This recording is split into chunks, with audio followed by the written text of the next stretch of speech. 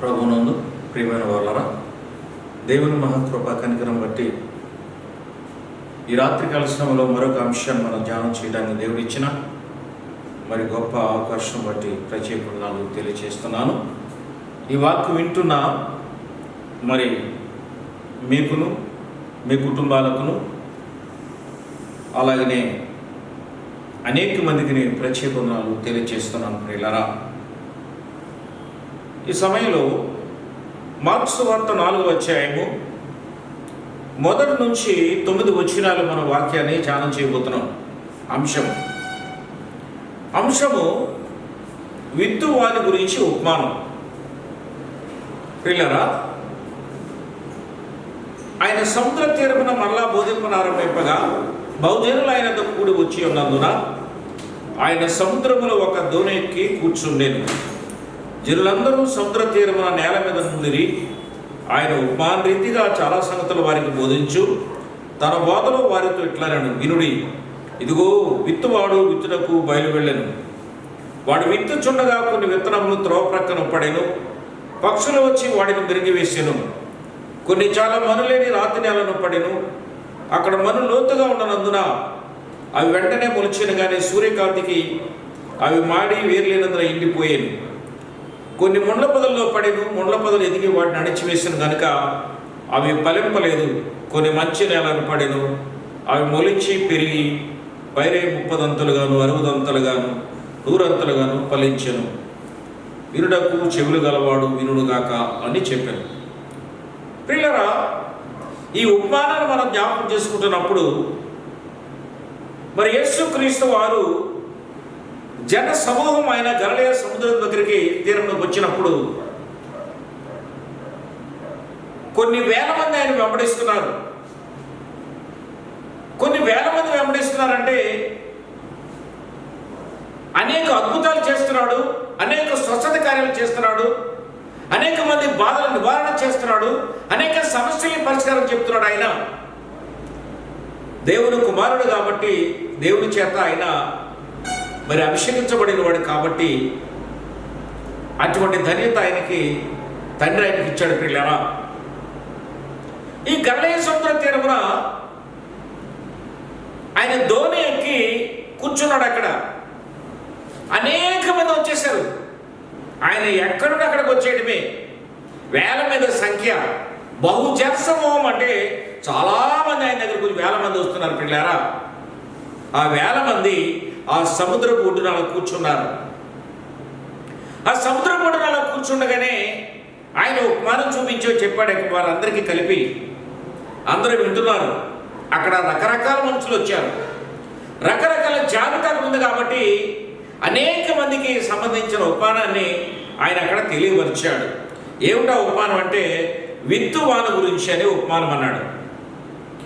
ఇక్కడ ఈ విత్తనం అనేది దేవుని వాక్యము, విత్తువాడేమో మనిషి కుమారుడు, పొలము ఈ లోకము, మంచి విత్తనం అంటే రాజ్య సంబంధులు, మరి ఫలించని విత్తనం అంటే ఫలింపని విత్తనం అంటే గురువులు సాతాను సంబంధాలను ఇచ్చాను మనం జ్ఞాపకం చేసుకోవాలి.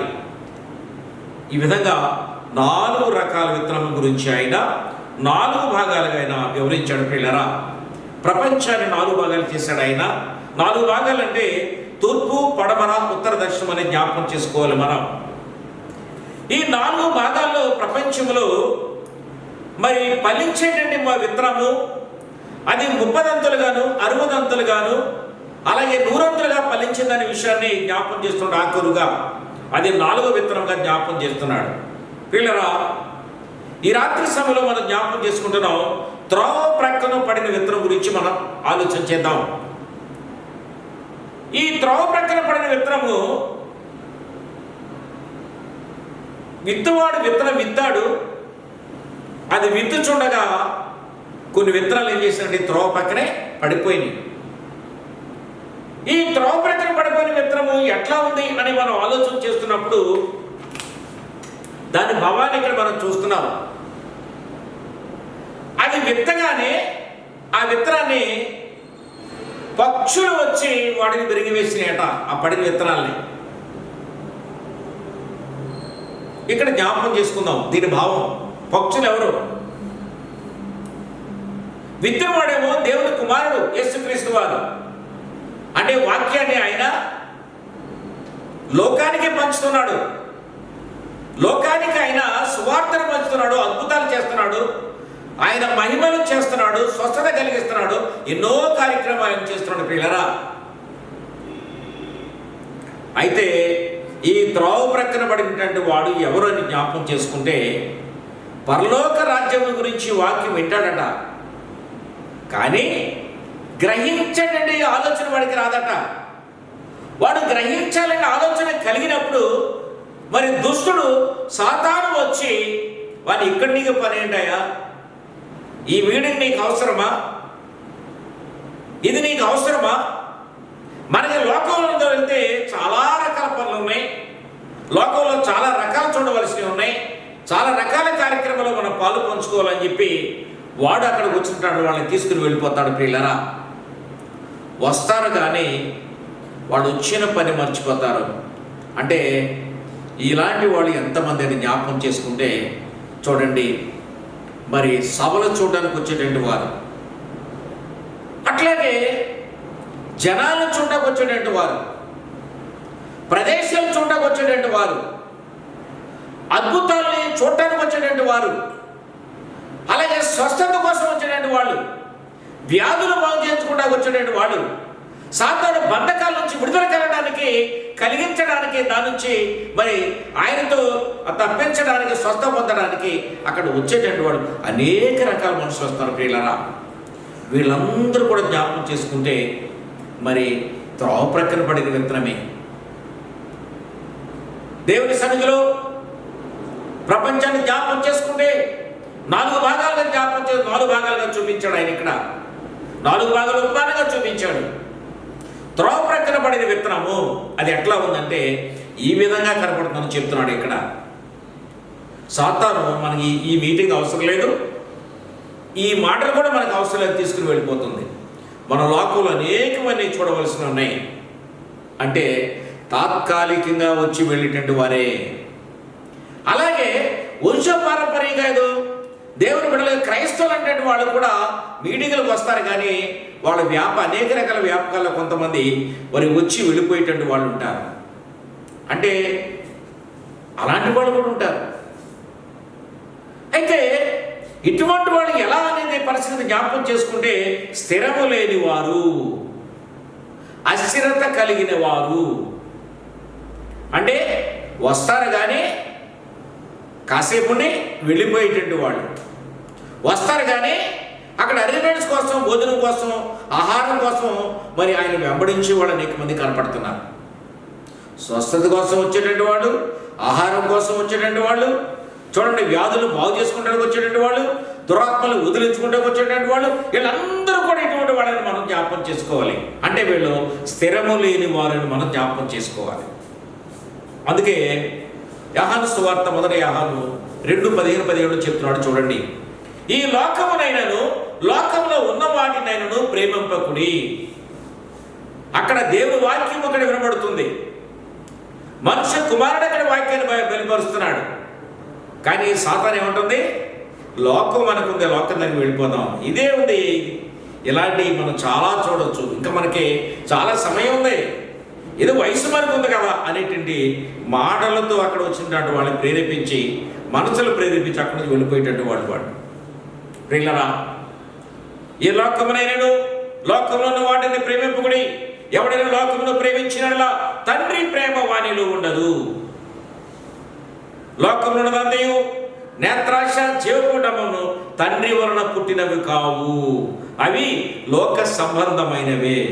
ప్రియులారా, లోకాన్ని ఆశించేటువంటి వాడు, లోకాన్ని ప్రేమించేటువంటి వాడు, లోకం వరకు వాళ్ళ జీవితాలు సమర్పించుకుని మరి రకరకాల కార్యక్రమాలు నడిచేటువంటి వాళ్ళు, మరి అలాంటి వ్యాపకాలలో ఉండేటువంటి వాళ్ళందరూ కూడా ఇటువంటి వాళ్ళని మనం జ్ఞాపకం చేసుకోవాలి.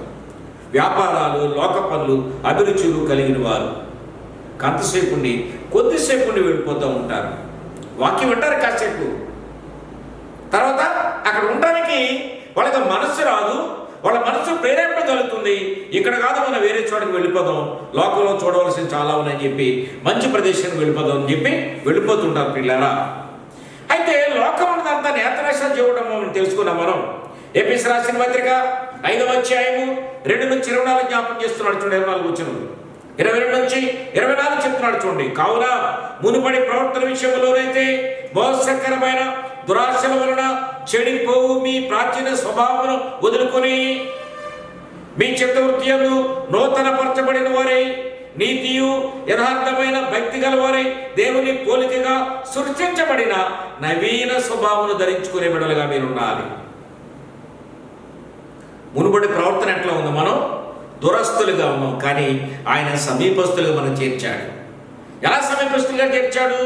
తండ్రికి మనకున్న మధ్య భేదాన్ని ఆయన తొలగించి చూడండి, పరలోక రాజ్యములకు ఆయన నిచ్చెన బాటను వేశాడు. పిల్లరా, మునుపడి ప్రవర్తన విషయంలో ఎన్నిక లేని వాడు భ్రష్టులము, మరి ఆయన దగ్గరికి వెళ్ళిన యోగ్యత కూడా పోగొట్టుకున్నాం. మన పితరుడైన ఆదాము ఆ పని చేశాడు. ఆయన జనాభా నుంచి వచ్చిన వాడు కాబట్టి దేవునితో మనకు సంబంధాలు తెగిపోయి చూడండి, మలాకి నుంచి చూడండి మత్తయి సువార్త మధ్య కాలంలో సుమారుగా 400 సంవత్సరాలు పట్టింది. ఆది కాండం నుంచి మలాకి వరకు చూస్తే కొన్ని వేల సంవత్సరాలు గడిచింది. ఆ తర్వాత మధ్యకాలంలో దేవుడు అంతకుముందు ప్రవక్తలతో మాట్లాడేవాడు, యాజకులతో మాట్లాడేవాడు, పరిసయ్యులతో మాట్లాడేవాడు, అలాగే రాజులతో కూడా మాట్లాడేవాడు. పిల్లరా, కానీ ఆయన నిశ్శబ్దంగా ఉన్నాడు. కాబట్టి ఎందుకంటే ఇశ్రాయేలులు దేవునికి దూరం అయిపోయారు.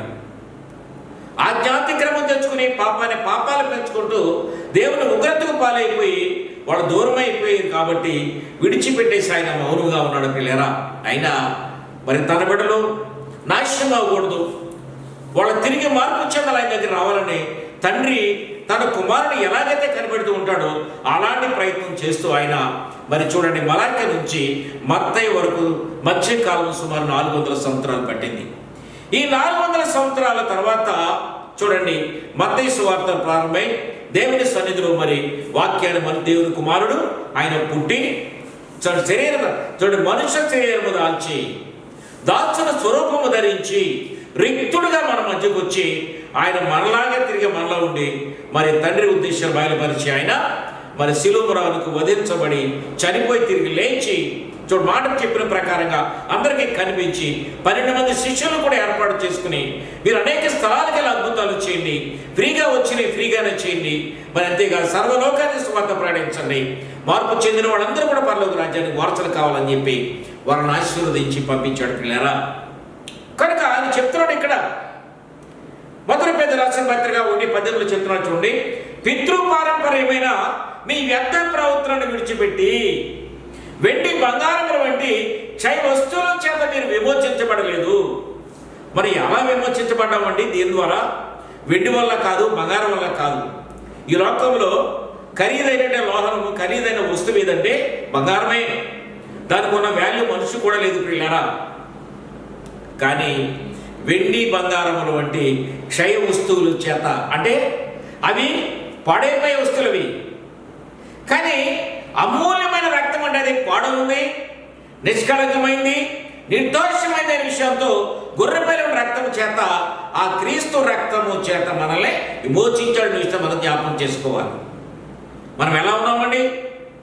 మన తండ్రులు పితరులు చేసిన బాటలో మనం ప్రయాణం చేస్తున్నాం. మన పితరులు చేసిన పాపం, మన తండ్రులు చేసిన పాపం మన మీద ప్రయాణం చేస్తుంది ప్రియులరా. దాన్ని విమోచన చేయడానికి మరి తండ్రి దగ్గర మనం చేర్చడానికి ఆయన మరి తన భారాన్ని తండ్రి ఆయన భారాన్ని కుమారుడి మీద వేసి ఆయన లోకానికి మానవుడుగా లోకంలో పంపించాడు పిల్లారా. అందుకే పితృపారంపర్యమైన వ్యర్థ ప్రవర్తనను విడిచిపెట్టి ఎంతకాలం మనం ఉండా వ్యర్థంగా తిరుగుతాం. సృష్టికర్తను మరిచి మనం ఎలా బ్రతకలం? భూమి అయింది, ఆకాశం అయింది, సముద్రం అయింది, నక్షత్రములు, పర్వతములు, సూర్యచంద్రులు, వాతావరణ సమస్తం కూడా అయింది. ఇవన్నీ కూడా ఆయన అనిపిస్తున్నాం. మనం తినే ఆహారం కూడా అయింది, గాలి అయింది, సమస్తం నీరు అయిందే. కానీ మనం ఎలా ఉన్నామండి? తండ్రికి విరోధంగా మనం ప్రయత్నిస్తున్నాం, ప్రవర్తిస్తున్నాం ప్రియులారా. కాబట్టి కనుక ఆయన తండ్రి దగ్గర మనం చేర్చడానికి కుమారుడు వచ్చాడు. అందుకే చెప్తున్నాడు చూడండి, ఇప్పుడు మనుషుల విధానం ఎలా ఉందని చెప్తున్నాడు. యెషయా గ్రంథములో చెప్తున్నాడు చూడండి, వారు కన్నులతో చూస్తారు కానీ 40లో చెవులతో వింటారు కానీ మనస్సు మార్చుకొని స్వస్థత పొందకుండాట్లు ఎలా ఉన్నారండి? వారి కనులకు అంధత్వము కలుగు చేశాడంట. ఎలా ఉన్నారండి? మూఢత్వంతో మిగిలిపోయారు, అంధత్వంతో ఉన్నారు. కానీ పేరుకు మాత్రమే దేవుని బిడ్డలు అనుకున్నారు. కానీ వాళ్ళు పేరుకు మాత్రమే క్రైస్తవులు, కానీ నిజమైనటువంటి బిడ్డలుగా వాళ్ళు లేరు. ప్రియులారా, ఎలా ఉందో మన జీవితాలను జ్ఞాపకం చేసుకుందాం. అందుకే ఆయన సన్నిధిలో మనం బ్రతకాలంటే త్రోవ ప్రక్కన పడిన విత్తనాలు తాత్కాలికంగా ఉన్నాయి. అంటే జనాలు మెప్పించడానికి. చూడండి, పూర్వీకులు చూడండి, మరి వంశపారంపర్యం వచ్చేటండి, మరి ఇక దేవుని సావాసం తెచ్చిన వాళ్ళు అంటే పెద్దోళ్ళు తల్లిదండ్రుల మాట భరించలేక వచ్చి కాసేపు నిలబెట్టేటి వాడు, మీటింగులు చూడడానికి వచ్చేటట్టు వాడు, భోజనాల కోసం వచ్చేటట్టు వాడు, వ్యాధులు రకరకాల కార్యక్రమాలన్నీ కూడా ఆయనతో చేయించుకున్న అద్భుతాలను చూడడానికి, మరి స్వస్థ పొంది వెళ్ళడానికి వచ్చేటట్టు వాడు. ప్రియులారా, అందుకే కీర్తన 1:13 చెప్తున్నాడు చూడండి. 1-3 దుష్టుల ఆలోచన చొప్పున నడువక, పాపుల మార్గం నిలువక, అపహాస్యాలు కూర్చున్న చోటను కూర్చుండక, యెహోవా ధర్మశాస్త్రమును దివారాత్రములు ధ్యానించేవాడు ధన్యుడు. అతడు నీటి కాలువలో నాటబడిన మొక్క వలె ఉంటాడట. ఆకు వాడక తన కాలముందు ఫలమిచ్చి చెట్టు వాళ్ళు ఉంటాయి. లోకంలో బ్రతకాలంటే మన కాలంలో ఫలించాలి. మన కాలంలో ఫలించలేకపోతే తర్వాత మన జీవితాలు మనం ఎక్కడికి వెళ్ళిపోతామంటే నిత్య నరకానికి మన పాత్ర అయిపోతాం. జ్ఞాపకం చేసుకుంటాం. దేవుడి మాటలు దీవించును గాక. ఆమేన్.